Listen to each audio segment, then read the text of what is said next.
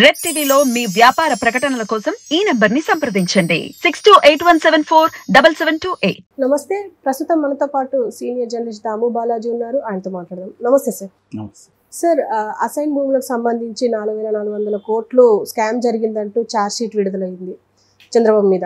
So ఈ case ఏంటి sir, అంటే పూర్తి వివరాలు ఏంటి? ఇది గతంలో నిజానికి మన ఛానల్లో చెప్పుకున్నాము. అక్కడ అమరావతి భూములు పూలింగ్ అంటాం కదా, అంటే రాజధాని కోసం భూములు రైతుల దగ్గర తీసుకోవడం, రైతులకి ప్రతిఫలంగా డెవలప్ చేసిన ఏరియాలో నుంచి మళ్ళీ వాళ్ళకి దానికి రెట్టింపు చేసి వడ్డీలంతా లెక్కేసి రెట్టింపు చేసి డెవలప్ చేసిన ల్యాండ్లో వాళ్ళకి వాటా ఇవ్వడం, వాళ్ళు ఇచ్చిన భూమిని బట్టి ఇవ్వడం. అలాగే 35,000 ఎకరాలు పూలింగ్ జరిగింది. అయితే ఇందులో రకరకాల పద్ధతుల్లో స్కాములు జరిగాయి అనేది వైసీపీ చెబుతున్న విషయం. అంటే ఒకటేమో ముందు రాజధాని ఎక్కడ వస్తుందనేది కొంతమందికి లీక్ చేయడం ద్వారా చంద్రబాబుకి అనుకూలంగా ఉన్న వాళ్ళకి, బినామీలకి, వాళ్ళు ముందుగా రైతుల దగ్గరికి వెళ్ళి కొనుక్కున్నారు. అప్పుడు రైతులకు తెలియదు కదా ఇక్కడ రాజధాని రాబోతుందని. మామూలుగా అక్కడ ఎంత వ్యవసాయ భూమి ఎంత రేటు ఉందో అంత రేటుకి అమ్మారు. అది ఇంతకుముందు కూడా ఇక్కడ హైటెక్ సిటీ అప్పుడు కూడా జరిగింది. అది ఏ ప్రభుత్వం ఉన్నా ఏ పార్టీ ఉన్నా ఇవి జరుగుతుంటాయి. ఎందుకంటే ఒక డెవలప్మెంట్ పలానా చోట రాబోతుంది అనగానే ముందే తెలిసిపోయి ఆ ఏరియాలో కొనేసుకుంటే తర్వాత డెవలప్మెంట్ వచ్చినప్పుడు ఆ ల్యాండ్ ఎక్కువ పెరుగుతుంది. ఈ మధ్య కూడా రేవంత్ రెడ్డి ప్రభుత్వం వచ్చినాక కూడా ఇక్కడ కూడా అనేక మంది ఐఏఎస్ల మీద ఇదే జరిగింది. అక్కడ వెళ్ళి ల్యాండ్ కొనడం అవన్నీ చేశారని. అది అన్ని ప్రభుత్వాల్లో జరుగుతుంది.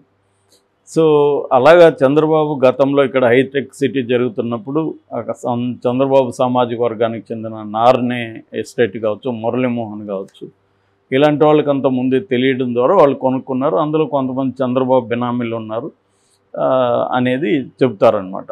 అందుకనే ఇప్పుడు కూడా హైటెక్ సిటీ చుట్టుపక్కల వీళ్ళవే ప్రధానంగా ఉంటాయి.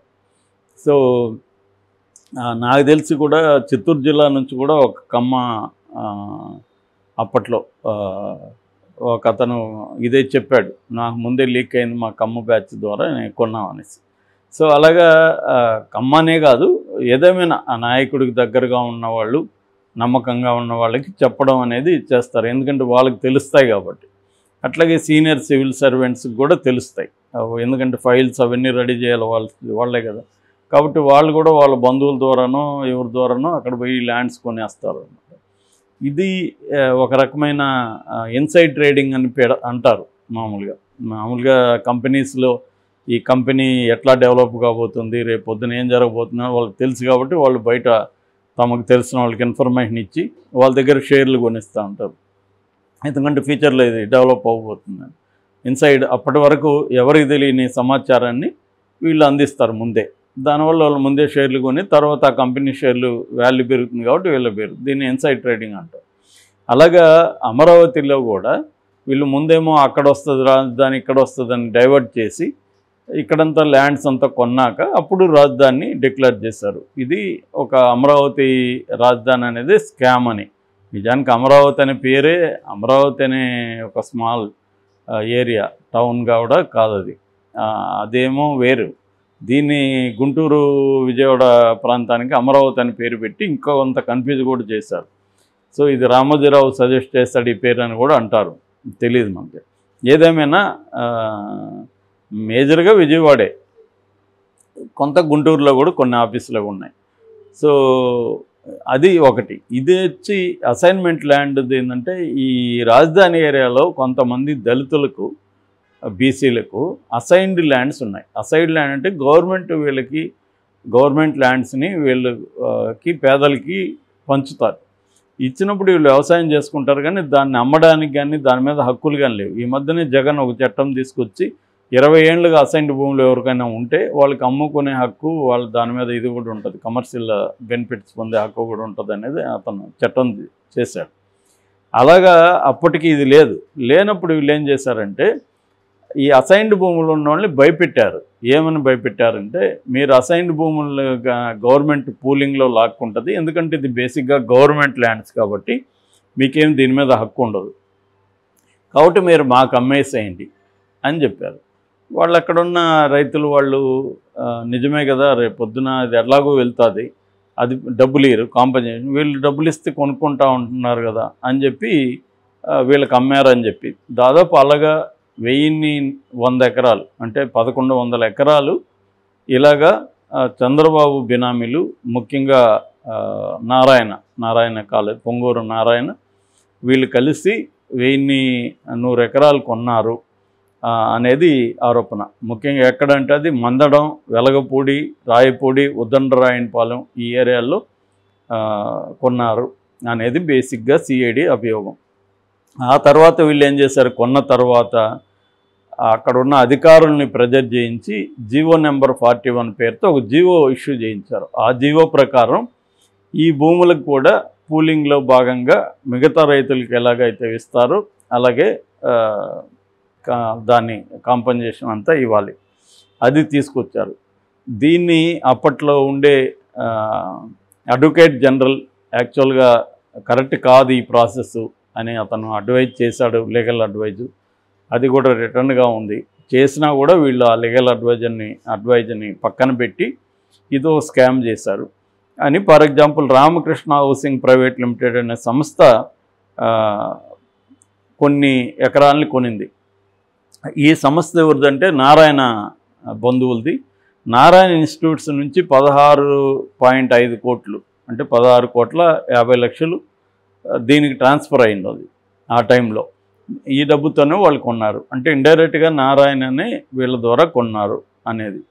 సో అట్లా కొంతమంది పేర్లు పెట్టారు, సుధీర్ బాబు, కేపీవి అంజనీ కుమార్ ఇలాంటి వాళ్ళ పేర్లు కూడా దీంట్లో పెట్టారన్నమాట. ఇది బేసిక్గా అసైన్డ్ భూముల కుంభకోణం అంటే ఇదన్నమాట.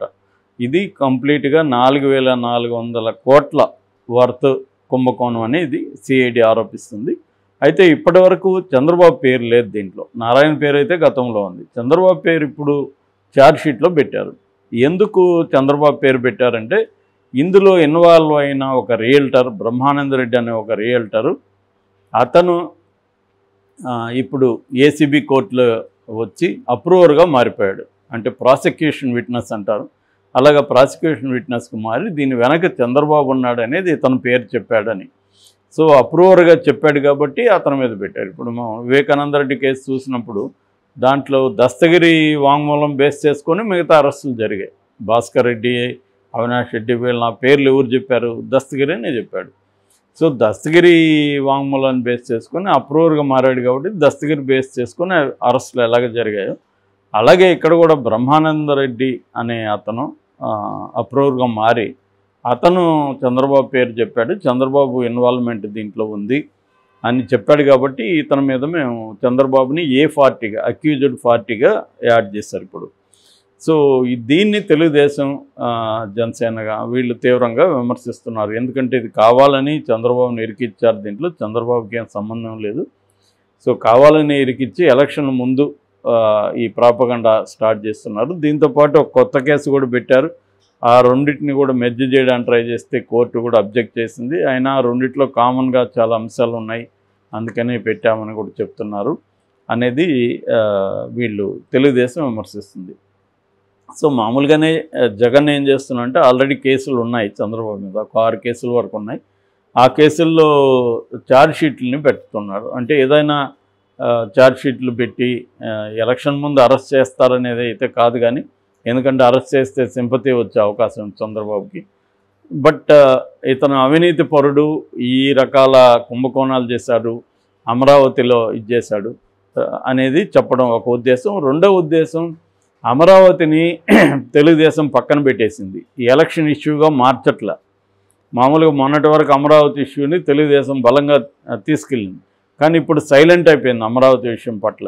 దానికి ప్రధాన కారణం ఏంటంటే అమరావతి అనేది ఆ చుట్టుపక్కల గ్రామాల సమస్య తప్ప మొత్తం రాష్ట్ర సమస్య కాదు. రాష్ట్రంలో వాళ్ళకి అమరావతి రాజధాని వల్ల లాభాల కంటే నష్టాలు ఎక్కువ. ఎందుకంటే మొత్తం ఫోకస్ అంతా అక్కడ, మళ్ళీ హైదరాబాద్ని ఎట్లా డెవలప్ చేసి మిగతా ఏరియాలని వదిలేశారో మళ్ళీ అక్కడ చంద్రబాబు అదే తప్పు చేస్తున్నాడు అనేది చాలామంది అభిప్రాయం. అక్కడ పెద్ద సిటీ కట్టించి మిగతా ప్రాంతాలను డెవలప్ చేయకుండా అవుతుంది అని.